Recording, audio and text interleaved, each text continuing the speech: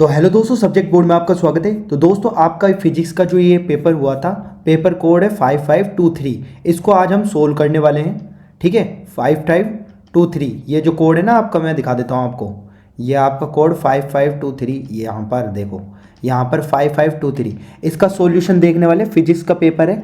ठीक है, फिजिक्स का जो आपका हुआ था, इसका हम सॉल्यूशन आज इस वीडियो में देखने वाले हैं। इससे पहले यदि आपने चैनल को सब्सक्राइब नहीं करा तो सब्सक्राइब जरूर कर लेना, जिससे आपको इसी तरह की इन्फॉर्मेटिव वीडियोस की अप टू डेट जानकारी मिलेगी। ठीक है, मिलती रहेगी आपको। देखो, अगर इसकी पीडीएफ चाहिए तो टेलीग्राम ग्रुप ज्वाइन कर लेना, वहाँ पर इसका आंसर के साथ विथ मतलब सॉल्यूशन के साथ आपको पीडीएफ मिल जाएगी। ठीक है, अभी मैं आपको डायरेक्ट इसका सॉल्यूशन दिखा देता हूँ। ठीक है, अब देखो यहाँ पर मैं, देखो सेक्शन ए, देखो सेक्शन ए में जो फर्स्ट क्वेश्चन था ना, consider two identical dipoles D1 and D2 charges minus Q and Q of dipole D1 are located and 0 0 A0 that of dipole D2 at ये 0 2 XY plane respectively the net dipole movement of the system is. तो इसका जो correct answer आएगा ना दोस्तों, ए आएगा। अभी मैं आपको दिखा दूंगा कैसे आया।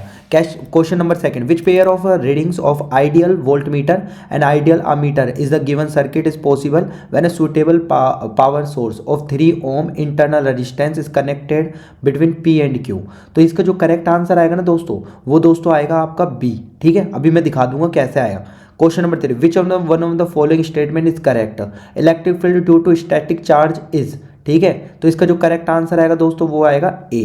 ठीक है, अब देख लेते हैं इनके आंसर, क्यों इनके आंसर ये वाले आए। ठीक है, देखो देखो क्वेश्चन नंबर जो 1 है ना, इसका एक्सप्लेनेशन यहाँ पे दे रखा है, आप इसको नोट कर लेना। अगर आपको समझ भी नहीं आया तो यहाँ से आपको समझ में आ जाएगा बिल्कुल। ठीक है, अब मैं इतनी सारी चीज़ लिखता तो बहुत टाइम वेस्ट हो जाता, तो मैंने डायरेक्ट आपको ऐसे दे दिया। ठीक है, अब देखो क्वेश्चन नंबर 2 का सॉल्यूशन ये रहा, आप यहाँ से देख सकते हो। ठीक है, यहाँ से आप नोट कर सकते हो कि इसका जो आंसर आया ना, ठीक है, इसका आंसर बी क्यों आया उसका देखो यहाँ पर। अभी ये मैंने बता दिया, अब आगे हम देख लेते हैं इसका।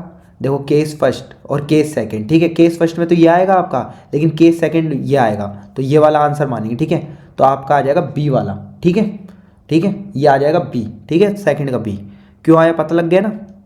वीडियो को पॉज करके एक्सप्लेनेशन देख लेना आप। और क्वेश्चन नंबर जो 3 है ना, इसका आंसर ए क्यों आया, इसका यहाँ पे प्रूफ दे रखा है। ठीक है, अब देखो यहाँ पर आपके पास 4th क्वेश्चन और 5th question, material is pushed out when placed in a uniform magnetic field the material is. तो जो मटेरियल होगा वो कैसा होगा, non magnetic, diamagnetic, paramagnetic and ferromagnetic. तो जो मटेरियल होगा ना, ये आपका होगा डायमैग्नेटिक। ठीक है, a soft iron rod X is allowed to fall on the 2 poles of U shaped permanent magnet, a coil is wrapped over one arm of the U shaped magnet. तो is during fall of the rod the current in the coil will be clockwise anti clockwise. आप करके देख लेना, anti clockwise आएगा आपका। ठीक है, अब ये आंसर क्यों आए, इसका सॉल्यूशन मैं आपको बता देता हूँ। देखो 4th जो है, इसमें बी क्यों आया, यहाँ पे लिख रखा है इसका आंसर। ठीक है, एक्सप्लेनेशन के साथ। और यहाँ पे देखो सॉल्यूशन 5th का आंसर ये लिख रखा, यहाँ पर बी क्यों आया। ठीक है, ये आप नोट कर लेना।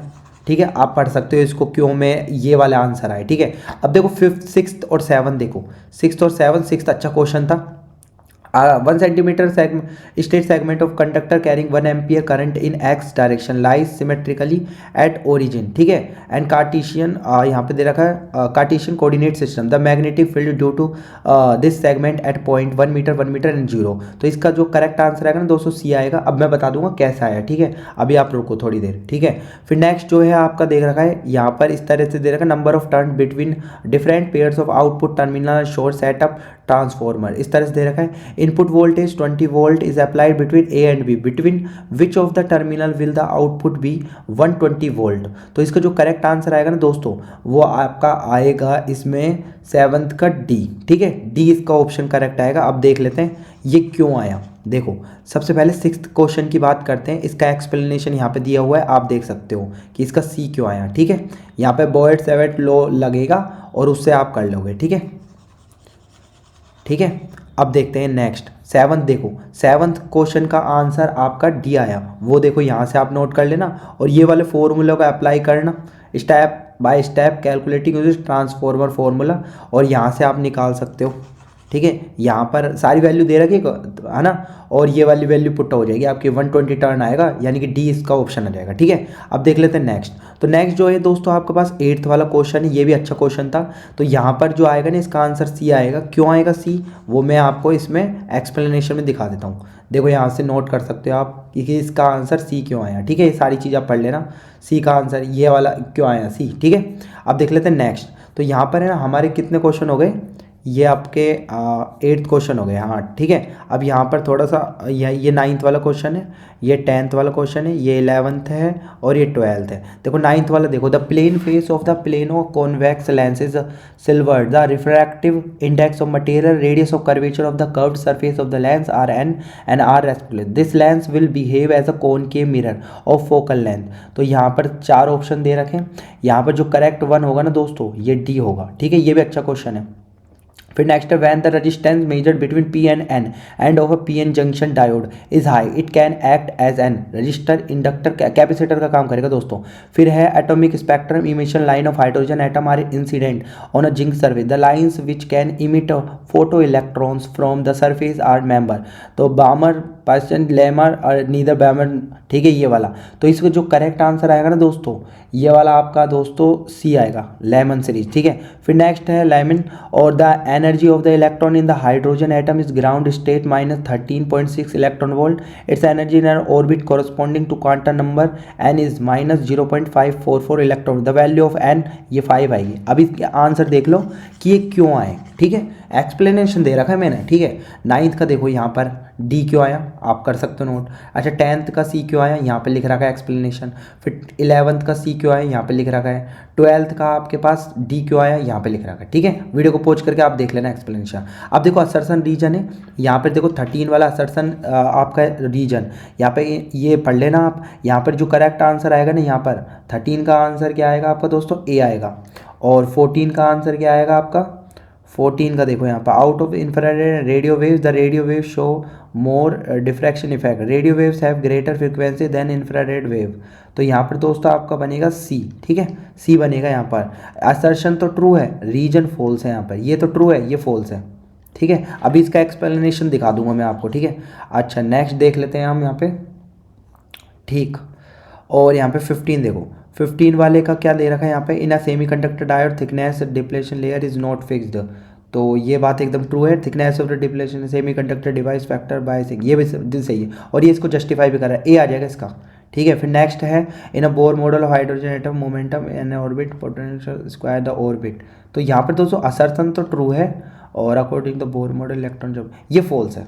ठीक है, तो असर्सन ट्रू रीजन फॉल्स, वो वाला ऑप्शन भर लेना कौन सा आ रहा है इसमें, असर्सन ट्रू रीजन फॉल्स। अब इसका एक्सप्लेनेशन देख लो, पहले में बी क्यों आया, पहले का जो आपका आंसर है ना 13 का, सॉरी ये 13, एक मिनट रुको, 13 वाला जो क्वेश्चन मैंने क्या बताया था इसमें, इसमें है ना आप बी कर लेना। ठीक है, इसका बी कर लेना आप 13 का बी क्यों आ रहा है वो यहाँ पर आपको एक्सप्लेनेशन दिखा रखा है। ठीक है, 13 का बी क्यों आया, देखो यहाँ पर देखो एक्सप्लेनेशन अच्छे से दिखा रखा है।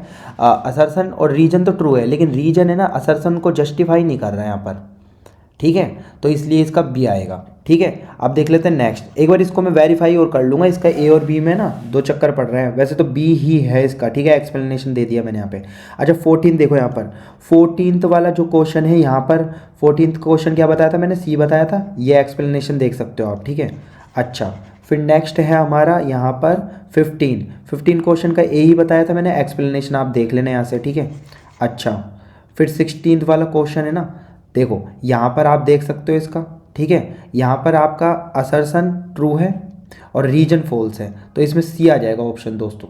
ठीक है, सी आ जाएगा। तो इसके साथ दोस्तों हमारे ये यहाँ पर फिनिश होता है सेक्शन ए। अब सेक्शन बी सी डी अगर आपको सोल्व कराना है कमेंट बॉक्स में कमेंट कर देना, और इसी के साथ दोस्तों हम फिर से मिलेंगे दोबारा। अगर आपको और भी कोड सोल्व कराना है तो कमेंट बॉक्स में कमेंट कर देना। ठीक है, और सब्सक्राइब जरूर करके जाइएगा अगर आपको इन्फॉर्मेटिव लगा हो तो ये वीडियो। ठीक है, ओके दोस्तों, फिर से मिलेंगे, बाय बाय।